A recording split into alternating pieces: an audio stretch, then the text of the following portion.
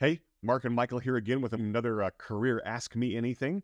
This one comes from Susan, last name held for confidentiality.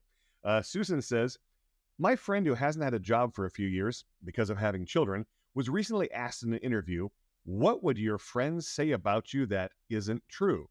I thought, wow, what a terrible question. If you answered that, you'd reveal not only your flaws, but what you're defensive about. What would your friends say about you that isn't true? What do you think, Mark? Terrible, good question. How would you handle it? Yeah, I'm not sure whether it's a terrible question or a brilliant question. I mean, I think it depends on what information you're looking for and also the layers by which you can kind of think about that information. What's more important for me is it a useful question for you being interviewed?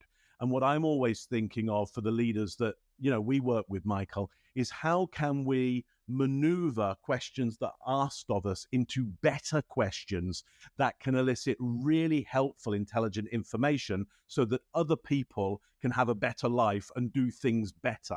So, look, every time you come to an interview, what you need to be thinking about is what is my brand? What am I trying to get across? How do I really help people? And how can I be asked questions that will help me get out great information about that? So, never be fearful of saying something like, you know what, that's a really interesting question. But I think, maybe a good question to ask first is this. And so I give them a good question to ask first. I'm not saying I won't answer that question, okay? But what I'm suspecting is if I give an earlier question, they'll have forgotten about their question. They probably know their question is not that great. I mean, they might think it's super smart, but in the end, they probably realized it doesn't elicit any level of comfort or interest from the interviewee. So they're probably a little bit thankful that you go, first of all, I wonder, could I ask myself this question and give you that answer and then come to this one over here. Look, it is a little bit the world of the spin doctor, and I have been in that world, but believe me, it works for people because people actually quite like being given better questions and therefore better answers. But Michael, what are your thoughts on this one?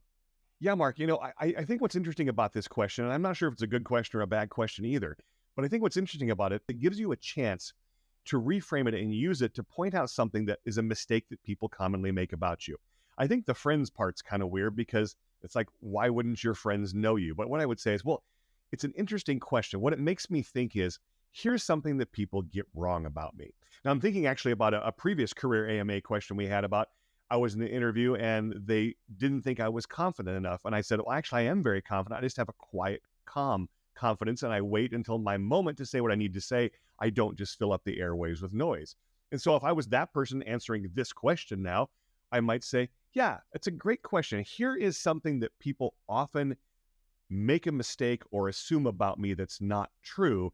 And maybe it's the answer like that my confidence is not seen as confidence because it's not overwhelming and in your face, but actually, here's how I define confidence and what it looks like. So I'd simply take a question like this and use it to share with them something about me that's a mistake that they might be making right now in the interview, gives them a chance to recognize their mistake without even making it about them, and gets them to see me in a whole new light. What do you think? Any final thoughts on that one?